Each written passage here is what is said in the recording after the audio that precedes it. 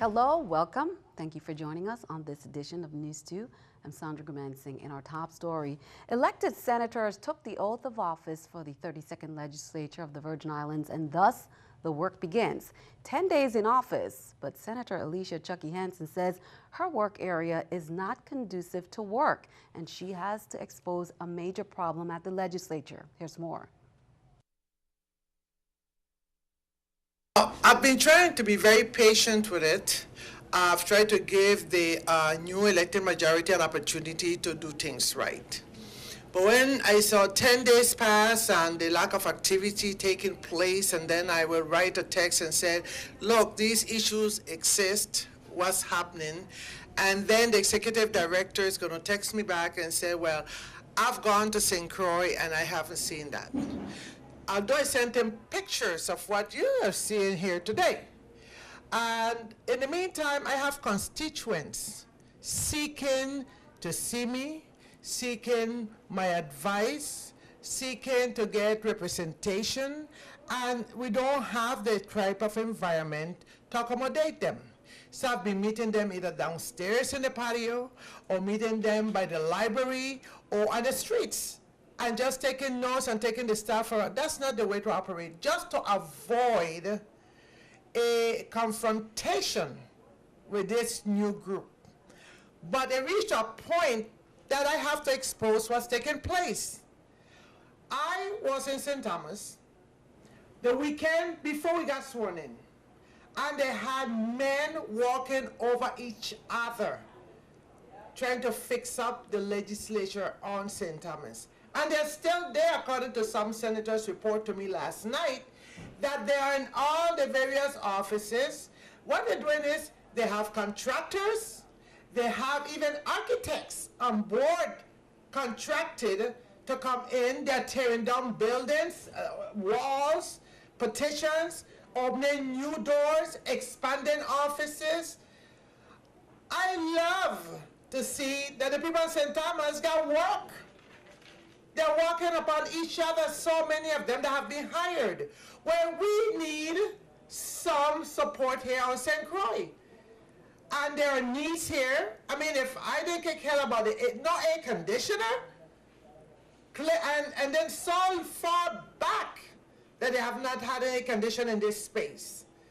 Okay, the phones were now working. The copy machines are working. I'm also a representative of the people. They asked me to come here. I'm here today by their demand.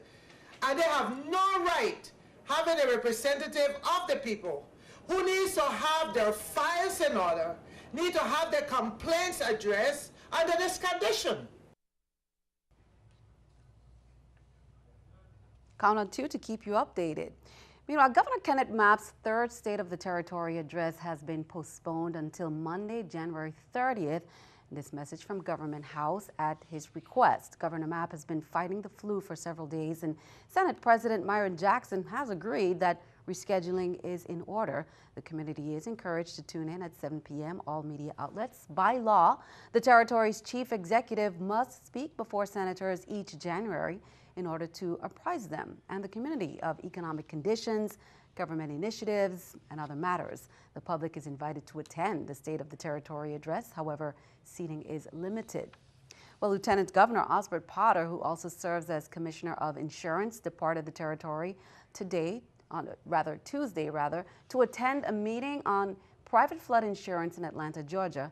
Agenda items will include an overview of the National Flood Insurance Program, regulator concerns, insurer concerns, and insurance legislation. In accordance with the revised Organic Act, Senate President Myron Jackson will serve as acting Lieutenant Governor. Lieutenant Governor Potter will return to the territory on January 20th.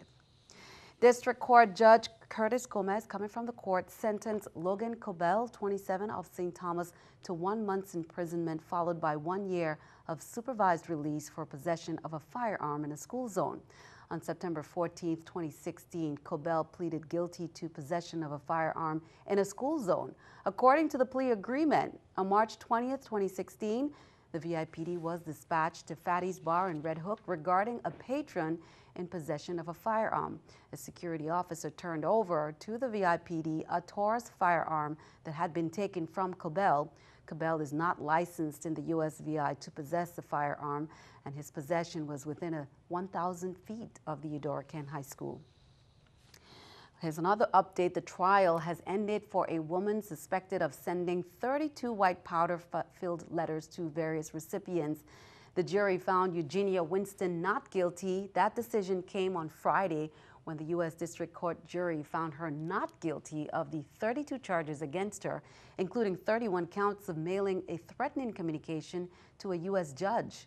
Her attorney, Assistant Federal Public Defender Gabriel Villegas, says Winston, who was representing herself in a lawsuit against her former employer, was preparing subpoenas to send to witnesses at her apartment on August 28th. Then she accidentally spilled a bag of body powder onto her bed, and some of the powder ended up in some of the envelopes. He said two of the recipients were her own mother and sister. In opening statements, Assistant U.S. Attorney David White said in his opening statement, those who received and opened the letters were subjected to quarantine and feared that they had been exposed to a biological toxin. The letters tested negative for hazardous materials and were found to contain baby powder and cornstarch.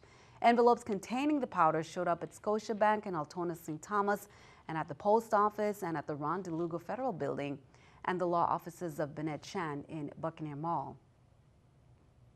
Turning to crime reports, police made a few arrests, and here's the Public Information Officer Glenn Drake with more.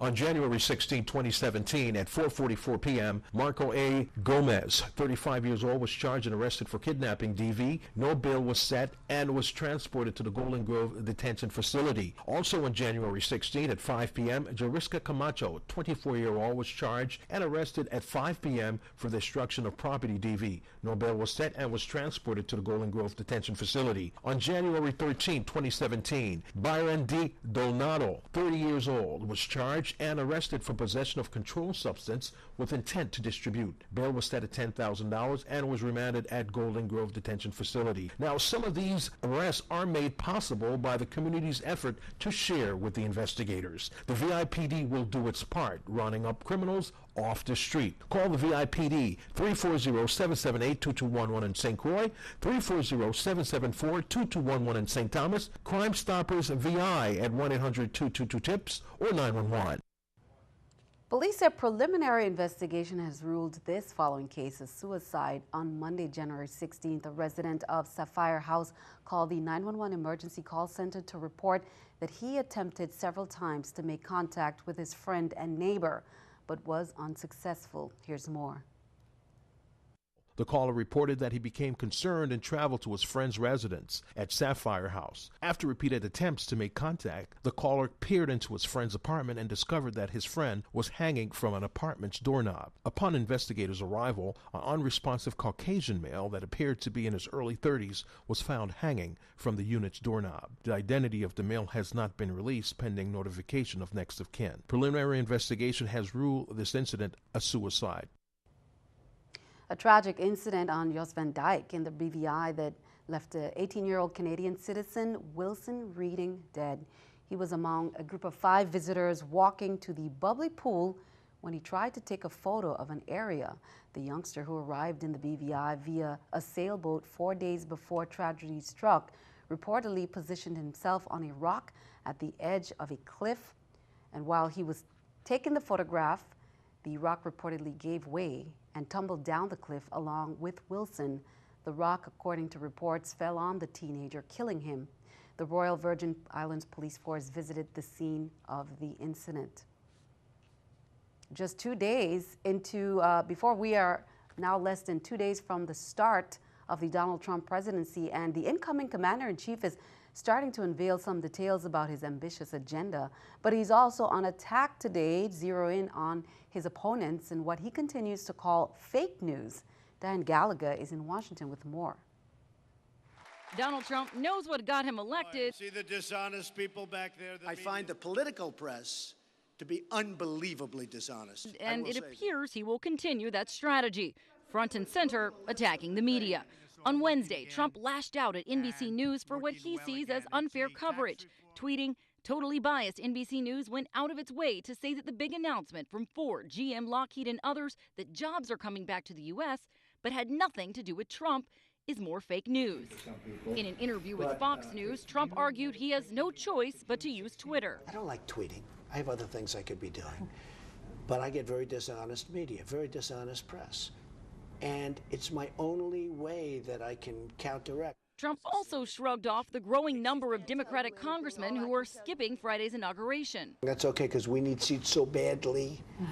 I hope they give me their tickets. When the president-elect takes office, he'll have to overcome low approval ratings and an agenda that will face opposition from Democrats and perhaps some Republicans. While his nominee to lead the Department of Health and Human Services was facing questions on how Republicans plan on overhauling Obamacare, Trump shed some light on his vision. And we'll probably have block grants of Medicaid back into the states, and we'll do things because there are people that can't afford it. And nobody's going to be dying on the streets with a President Trump. We want to take care of everybody. In Washington, I'm Diane Gallagher. President-elect Donald Trump's inauguration schedule is set, but convincing performers to be part of the show has been an ongoing challenge. Trump, just days away from becoming president, promises a successful inauguration, but at times it appears wrangling talent to participate has been challenging. Monday, a Bruce Springsteen cover band announced it was pulling out of the New Jersey inaugural ball after hearing from angry fans. This comes just 2 days after Broadway superstar Jennifer Holliday reversed her initial decision to sing at the pre-inaugural concert Thursday.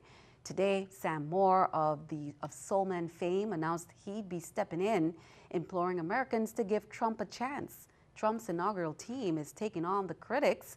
Acts confirmed for Trump's events include Toby Keith, the band 3 Doors Down, most of the Rockets, and the Mormon Tabernacle Choir, former America's Got Talent contestant Jackie Evancho, and the marching band of historically black college Talladega, which defied a public alumni petition to sit out. Keeping our eye on the economy, Walmart says it will add 10,000 jobs in the U.S. this year. The company said Tuesday it would expand, renovate, or relocate 59 Walmart and Sam's Club stores. Some of the new jobs will come from expanding or improving e-commerce services. This after the world's largest retailer made several announcements outlining job cuts and store shutdowns. Last January, Walmart said it would close hundreds of stores and lay off more than 16,000 workers. And in September, it said some 7,000 office positions would be axed. Walmart made no mention of President-elect Donald Trump in Tuesday's announcement, but since Trump unleashed Twitter storms aimed at corporations set to move jobs out of the country, American companies have been under pressure to commit to more U.S. jobs. Let's take a look at the stock market watch at the New York Stock Exchange. According to the numbers there, the Dow down 22, NASDAQ and S&P up 16 and 4. Coming up on News 2, the VI prepares for the Transfer Day Centennial. Meanwhile, many residents and projects are underway. Details coming up.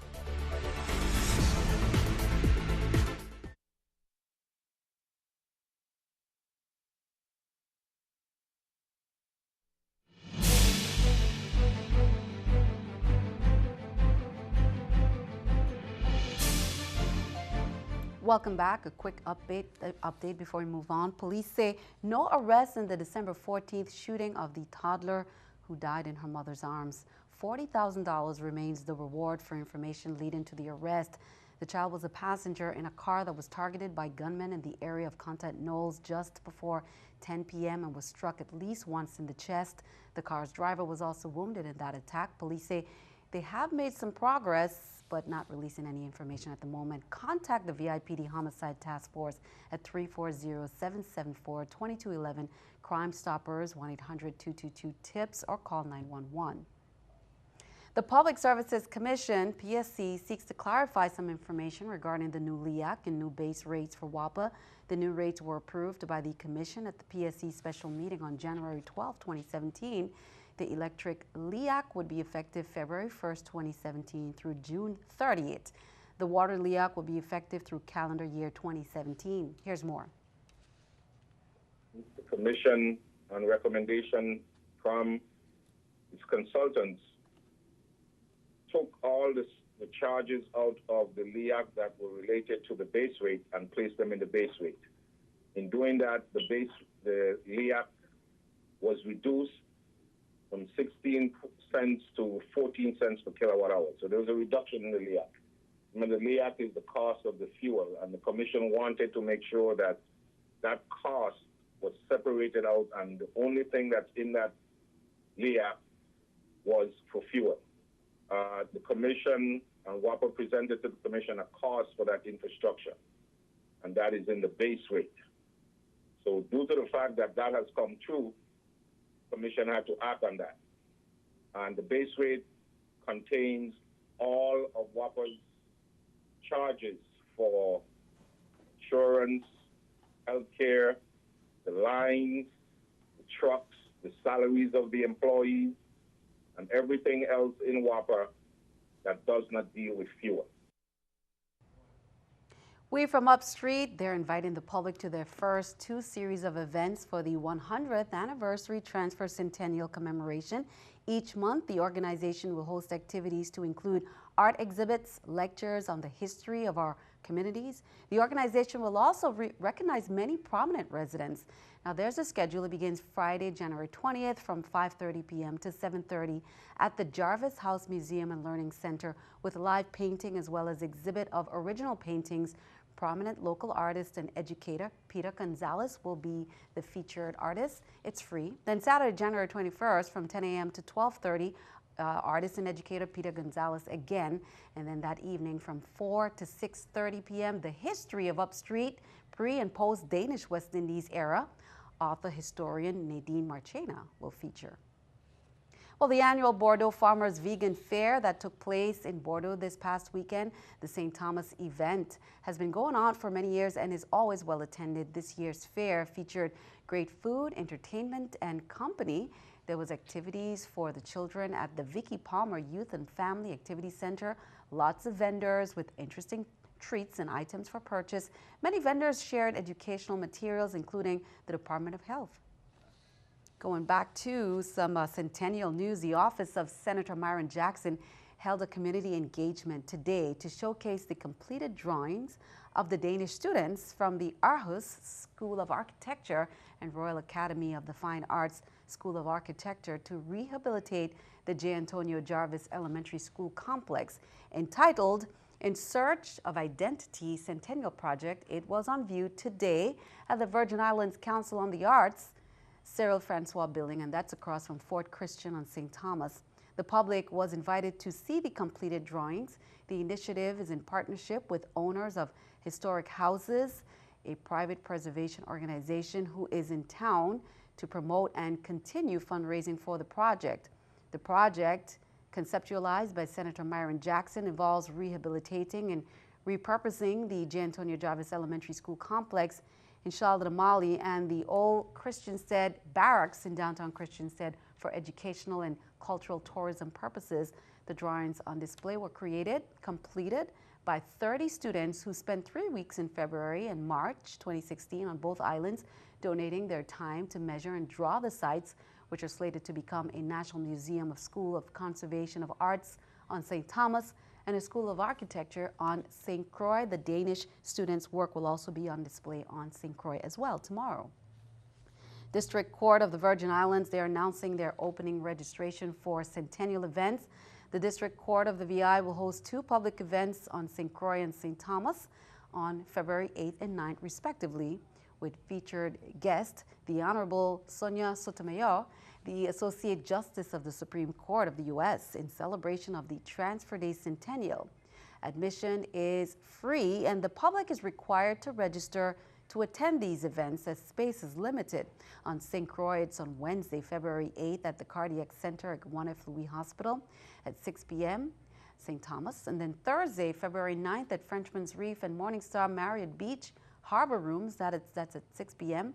Now, to register, you have to visit the District Court's website at www.vid.uscourt.s.gov or at the District Court's Clerk's Office. Deadline is February 1st, 2017. Well, you're invited to enjoy an evening at CGL, the Caribbean Genealogical Library, this Friday, January 20th, from till 8:30, from 5:30 to 8:30. A display of Black Danes from the West Indies who lived in Denmark in the late 1800s. Mrs. Jensen's maiden's name was Henriette Jacobs. She was the daughter of an enslaved woman on St. Croix. Mrs. Jensen was a nanny on St. Croix and later traveled to Denmark with the family.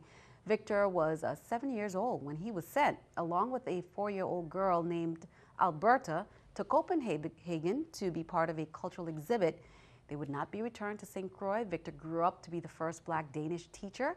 Be sure to check out the photos and learn more about them and other Black Danes at this Friday's photo display at the Caribbean Genealogy Library.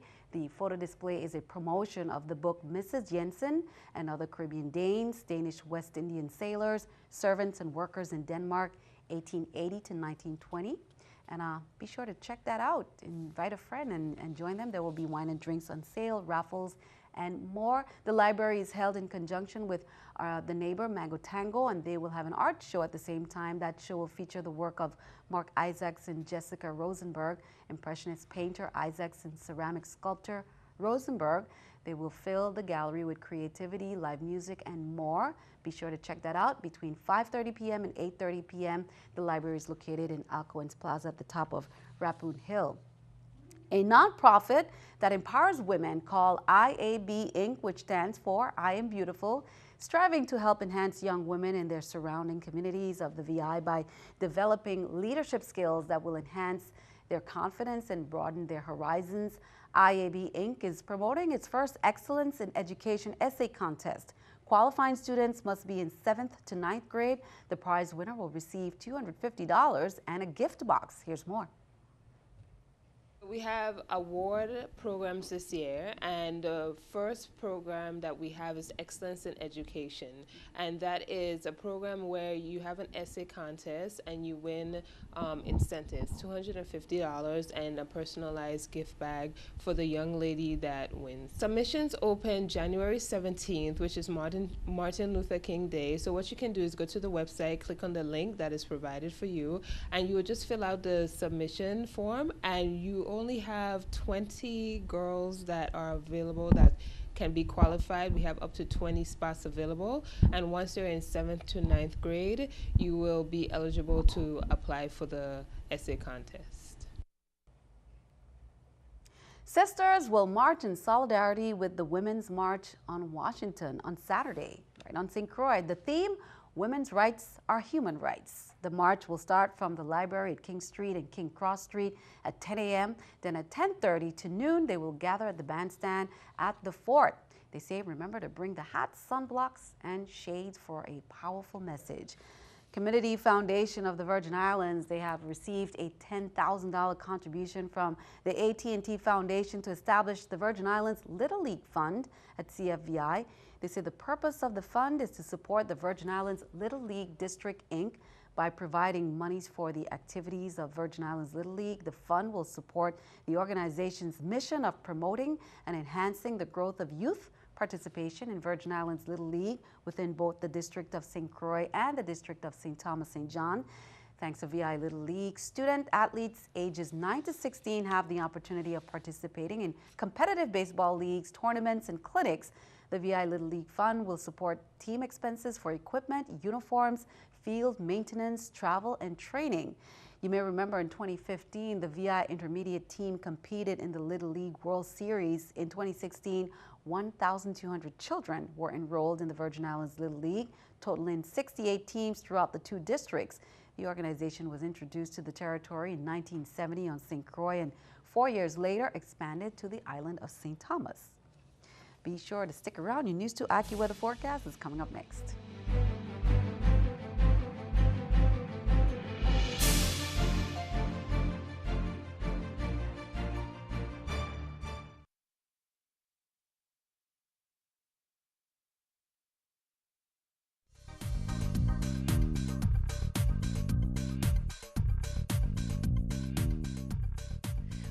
Here on the Virgin Islands, we are in a pretty decent weather pattern over the next few days. Not a lot of clouds, not a lot of showers either in store for us, and very light winds as well. But the one thing that we are going to be seeing is going to be caused from this area of low pressure just right here. This big storm out over the Atlantic is going to begin to intensify and develop, and the effects for us are not the rain or even the winds, but we are going to be seeing some larger swells, possibly, potentially, if this develops strong enough towards the weekend into early next week. So that's what we're going to have to keep our eyes on. We take a look at our current radar, and this is kind of the setup we see over the next few days in store for us. We don't have a lot of clouds. There's not a lot of showers across much of the region, and we may just have a brief sprinkle if a batch of clouds ends up passing over it. But taking a look at our water vapor map and our satellite, what you're seeing in red is very dry air. We don't have a lot of precipitable moisture across much of the region, and so we are going to sit in this dry air for a while. So throughout tonight, mainly clear skies. We haven't seen this so much lately. 71 degrees for our low, and we work our way into tomorrow as well out towards St. John. It is mostly sunny, beautiful weather out there, 81 degrees.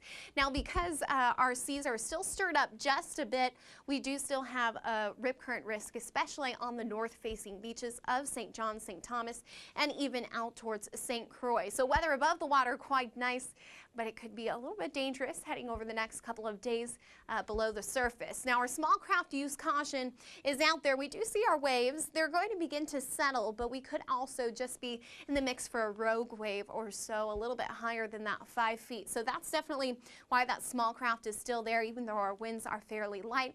On the Caribbean side of things, pretty much the same deal here, though we do have our winds more so out of the east. We take a look at our extended forecast. Mostly sunny skies throughout the rest of the time. We might see a stray shower overall as we head towards our Sunday, but we have nice, sunny, beautiful weather to go out and enjoy. Back to you, Sandy.